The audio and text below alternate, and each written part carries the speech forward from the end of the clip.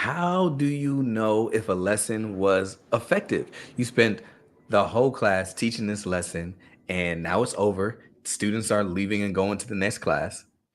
How do you know if it landed? How do you know if it went well? How do you know if the objective was met? That's what we're going to cover in tonight's new teacher quick tip of the week.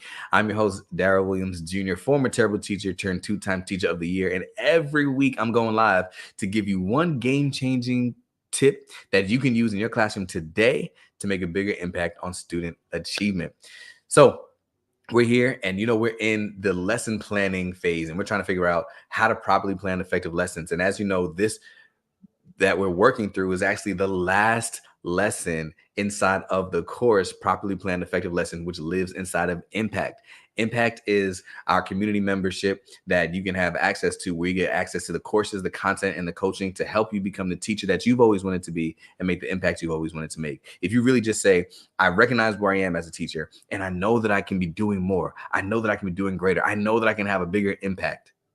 That's what Impact is all about. So if you're interested in joining, the subscription link is in the description below, impactcourses.com. So how do we know if a lesson was effective? I see that, again, if you're watching the replay, appreciate you being here. That's definitely what we're diving into tonight. But if you are live, feel free to comment. I'm here. I'm watching the screen.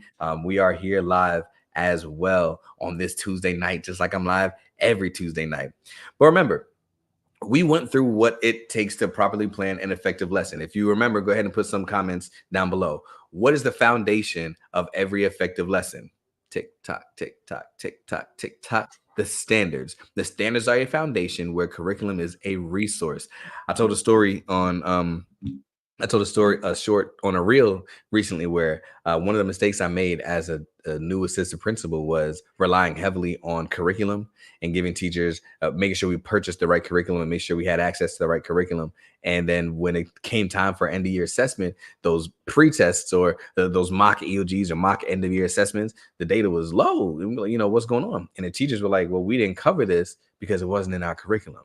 Although it was a standard, it wasn't covered under our curriculum, right? And again, it was a mistake I made. You might be asking, well, why'd you get a curriculum that doesn't cover all the standards? That just further proves my point that the foundation is the standards.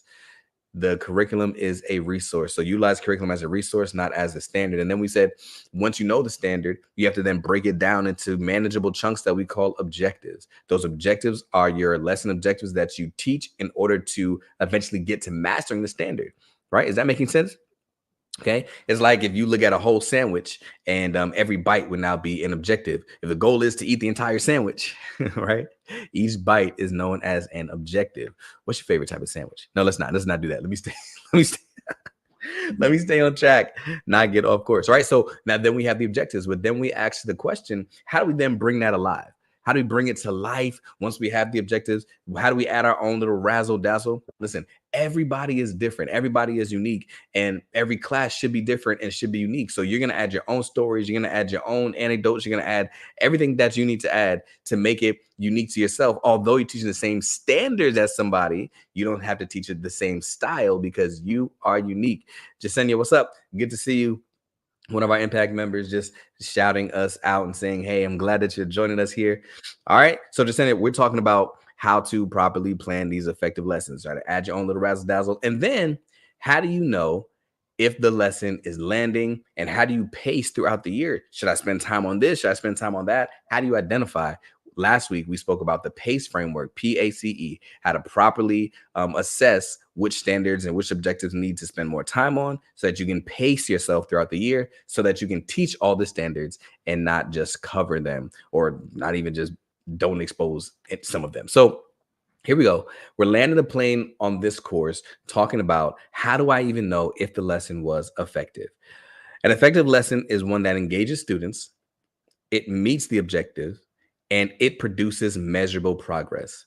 If you can say that these three things are happening, that's how you know that the lesson was effective. So I'm going to give you some questions to ask yourself at the end of every lesson so you can determine if it was effective.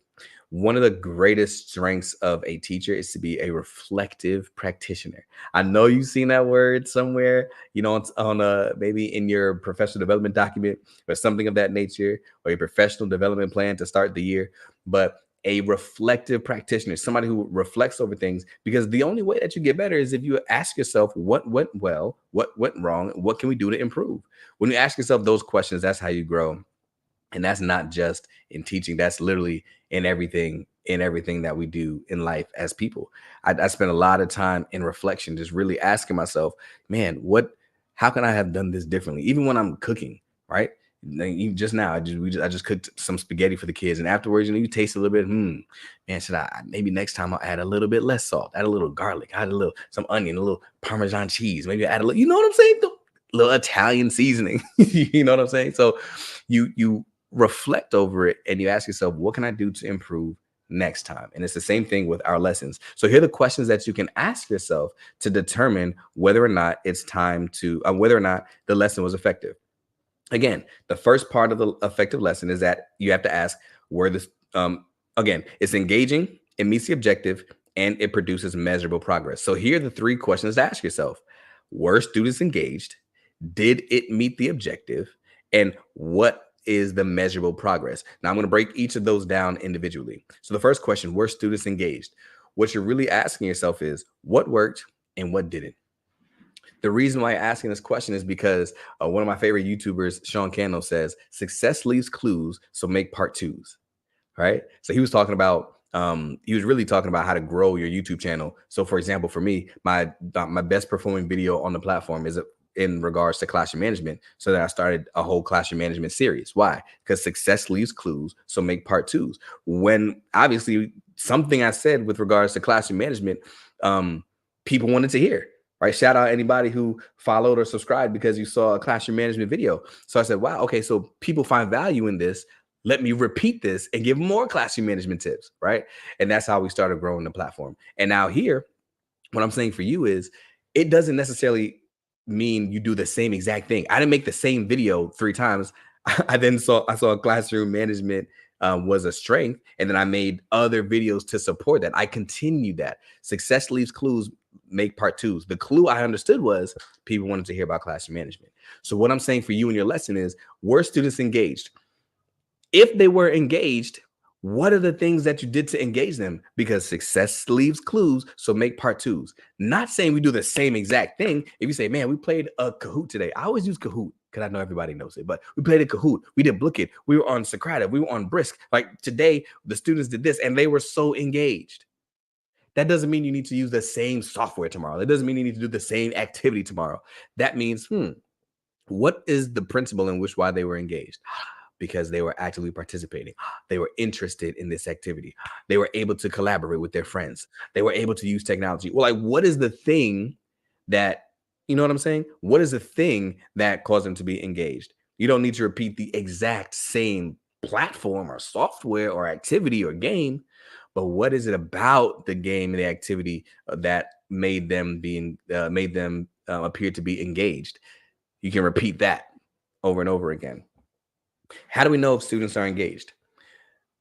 When you're at a basketball game, how do you know when the crowd is engaged?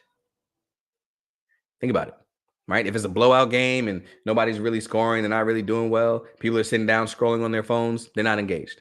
But when it's a close game, it's tight, like any basket could win. There's 12 seconds left. The team is inbounding the ball. They're full court press. Like everybody's on their feet. They're stomping on the bleachers. They're clapping their hands. They're shaking their keys. The cheerleaders are stomping. But when you are participating, you are engaged.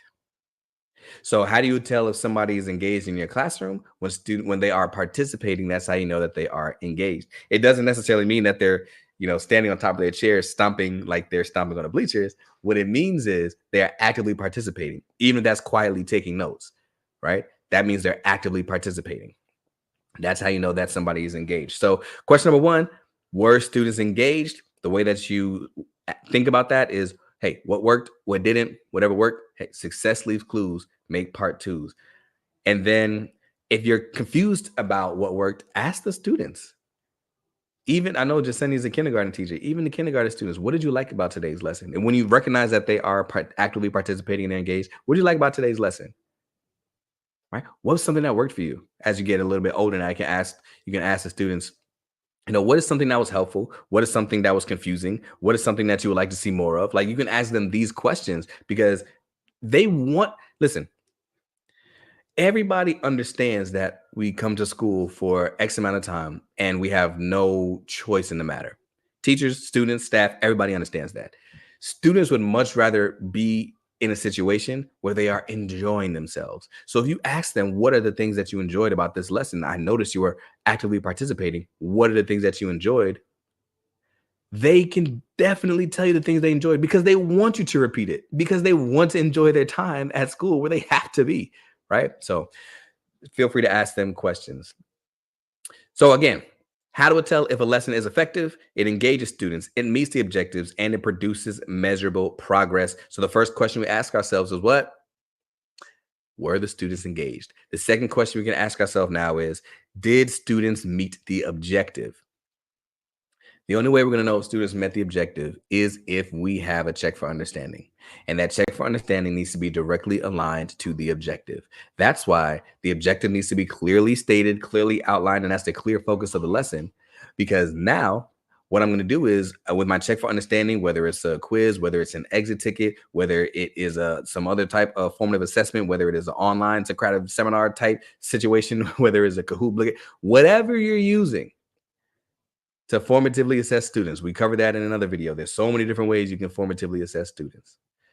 It needs to be directly aligned to the objective because you need to take that data as soon as possible, look through it, and be able to answer the question, did students meet today's objective?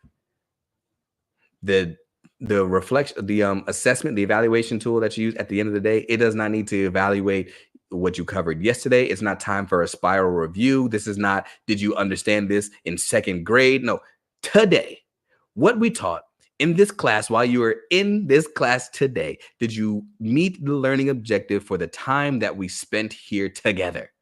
That is what I'm assessing because I'm looking at that information immediately and I'm deciding whether or not the objective was met. If the objective was not met, you then have to ask yourself, like we talked about last week, okay, they may not be at 100%, but is the next objective within reach? Because if it's within reach, fingertip length, if they can stretch forward and get it, then we can move on. But if if they didn't get this objective, they're so far off base. The next objective is builds on this one, and they don't have a solid foundation in that one. You have to consider staying on with that lesson objective for a little bit longer. Okay. But again, last week we talked about how to make those adjustments so that you can pace out throughout the year without running out of time. And also, if you don't want to try to go back and find last week's live, which is actually pretty easy to find, but all of these lessons are stacked back to back inside of Impact, as well as the course workbook that has the deliverables and the PDFs about everything that I'm talking about. That's inside Impact. Again, the link is in the description below. And the name of this course is Properly Planned Effective Lessons. The last question that you want to ask yourself, and I hope that you're finding value in this. I see that the numbers on live are increasing. Shout out if you're here. Again, you can comment, you can ask questions. I'm here on the live just for you every Tuesday night. We've got 2 more minutes. I'm landing the plane. So if you have a question, now's the time. But the last question you ask yourself to determine if the lesson was effective is, what's the measurable progress? What are the results of the formative assessments? Where are students now compared to where we were and where we need to be? It's great to use that formative assessment to be able to answer the question, did students meet this learning objective? But then it is very important to understand, as we're growing towards mastering the standard, are we on track to being able to master that standard? If they're showing, boom, where we're working it out, we got it. Awesome. That's how I know that this was an effective lesson, because we're on track to mastering the standard. All right. It's similar to climbing a ladder, where at the top of the ladder, your goal is mastering the standard, and every rung should get you one step closer to the top. One step closer to the top. All right. So every rung is an objective that's getting you one step closer to mastering that standard. And so that is the purpose of the formative assessment. All right. Awesome. Awesome. So I see a question here, clarifying question. What was the statement that we should ask other than, are there any questions to the student? All right. So this is going back. Thank you for asking that. I don't want to say your name wrong. So Miss Williams Dunn or Mr. Williams Dunn. I don't want to say the name wrong. Okay, I got you. Right. So one of the things that she's mentioning is I was struggling with being able to understand what students got. One of the ways that we can formatively assess is to see if students have questions. But a lot of people ask the question, are there any questions? Right. And sometimes people are not confident to answer out loud. And sometimes people pretend as if they don't have any questions. So, what I like to say is, I need a question, either a question you have or a question somebody else has, and then wait. Okay. So when I'm transitioning from me teaching to us going into practice, like once I finish teaching, and I don't do this every single time, but once I finish teaching, before we go into the practice, before I let them go into the differentiated practice, at the end of the lesson, I'll stop. I say, all right, now I need a question, either a question you have or a question somebody else might have. And I'll wait. And I'll wait. And I'll wait.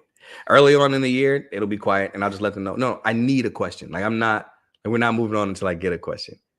And then most of the times, a talkative kid will raise their hand and ask a question, and I'll answer right there in the spot. And if you definitely have to make sure that it's no judgment, right? Because you don't want them to shy down from asking questions. You don't want to say, "Now, yeah, so you weren't paying attention because we just talked about that." No, like that's the purpose. You want them to ask questions. If they have questions, it clearly wasn't clear, or they weren't paying attention. Either way, they need to know it, so answer it. So, um, but yeah, that relieves a lot of the pressure when you say either question you have or question somebody else might have, and I need a question. Throughout the year, they eventually got used to it, and they just know, all right, we need a question at the end of every lesson. At the end, when the lesson is over, a question is coming. They're gonna ask me a question that I can clarify before we get into the practice. I appreciate you asking that question. All right. And I hope that it helped somebody else as well. So we have ended our sessions talking about how to properly plan effective lessons to your sad face. But again, you can definitely find the whole course inside of Impact, where you will find the course as well as the course workbook, as well as the community to support you along the way to help you become a better teacher. And that's all inside of Impact. But now, and the link is in the description below. Next week, this was a question from Impact members, so I decided that we made a whole course on it, and the course releases 2 days from now, because we get a new course every single month. New course every single month. So the course that's coming out, Jasenia, I see you. I'm going to let you guys know I'm going to have an Impact only membership call tomorrow. And the course that's coming out next is called How to Support Diverse Learners. We're talking about RTI. We're talking about IEP. We're talking about 504. We're talking about ELL students. We're talking about how to support diverse learners. And we'll be going through one lesson a week on Tuesday Night Live with a new Teacher Big Impact tip of the week. But if you want access to the full course, that'll be inside of Impact. And you can see the whole course on how to support diverse learners in your classroom to make sure that even students with diverse needs are supported and can become their best selves, and that you can become the teacher you've always wanted to be and make the impact you've always wanted to make. All right, Jasenia, I see that you are excited. I know that's one of the ones that you and your friends asked for. So you got it. Course dropping in 2 days.